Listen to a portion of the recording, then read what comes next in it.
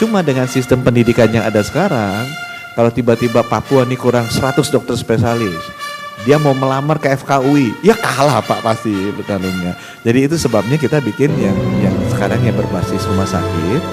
Nah itu yang kita prioritaskan adalah orang-orang atau rumah sakit yang belum ada dokter spesialisnya.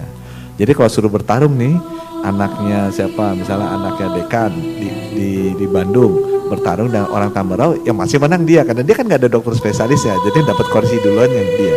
Gitu. Jadi bukan yang ya.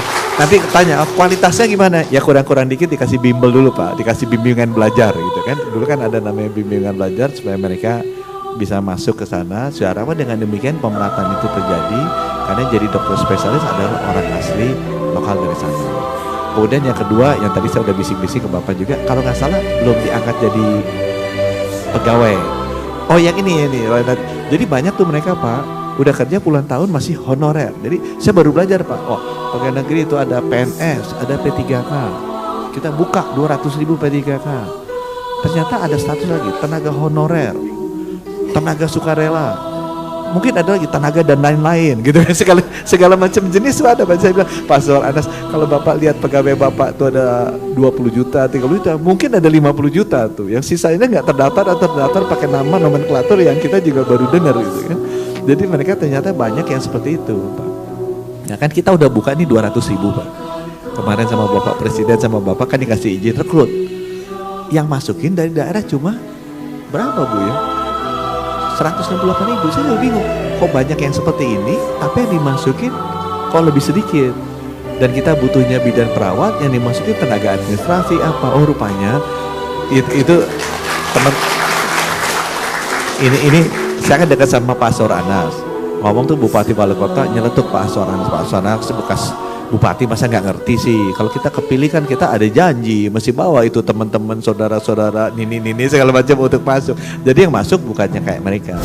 Jadi itu yang sebabnya kita di sini Pak, yang ini pegawai teladan sudah minta ke ibu adik di list satu-satu mana yang masih statusnya tenaga honorer, tenaga sukarela. Udah bagus kan? Aduh masuk. Ya. Kita prioritaskan. Kita hanya mintanya mereka lulus. Gitu ya, tapi mesti dibuka dulu. Jadi nama-nama ini dibuka dulu Bu. Karena belum tentu dikirim, belum tentu mereka teladan di kita, disayangin Menkesnya, disayangin Bupati ya belum tentu kan, belum tentu Bupatinya sayang. Jadi nggak diajuin. Jadi di list tuh Bu, kita afirmasi aja. Ini menterinya yang ngusulin, gitu kan. Jadi sebagai tenaga P3K. Itu nangisnya mesti terima kasih ke Pak Wapres, karena tadi Pak Wapres yang bilang saya, oh Pak Menkes udah jalanin aja idenya baik. Ya, terima kasih untuk Pak Wapres, tepuk tangan. Gitu Pak Wapres teman-teman. Saya masih kira ada apa udah? Afirmasi itu penting ya, makanya memang ya yang sudah jadi teladan itu ya harus diberikan sebagai afirmasi ya, diutamakan gitu kan. Dan untuk Papua juga ada program afirmasi untuk OAP, untuk orang asli Papua. Ya tadi dikatakan kalau untuk orang Papua kurang-kurang sedikit dimaafkan.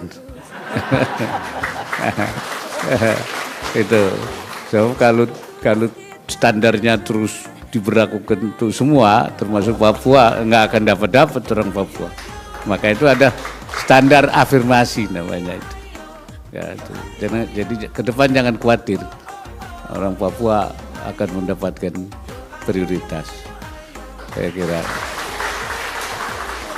kalau tidak nanti tidak akan program kita tidak akan jalan. Ya, Papua sehat, Papua pintar, dan Papua sejahtera itu. Saya kira itu. Ya. Terima kasih ya Pak Wapres, ini beliau diminta sama Bapak Presiden pegang Papua ya Pak ya. Jadi semua masalah Papua ini sama beliau. Dan saya tadi udah dikicep-kicepin, Pak ini tepuk tangannya tadi paling keras begitu dibilangin acaranya foto-foto. Jadi mereka kan susah ketemu Bapak, bisa ke istana sini. Jadi mungkin kita berhenti sampai sini dulu biar teman-teman bisa mendapatkan foto-foto sama Pak Wapres di Istana Wakil Presiden. Terima kasih banyak Pak Wapres. Wassalamualaikum warahmatullahi wabarakatuh. Bapak Ibu hadirin yang berbahagia, dengan demikian audiensi Wakil Presiden Republik Indonesia dengan tenaga medis dan tenaga kesehatan teladan serta kader berprestasi tingkat nasional 2024 selesai. Kami ucapkan terima kasih kepada Wakil Presiden Republik Indonesia yang telah berkenan hadir.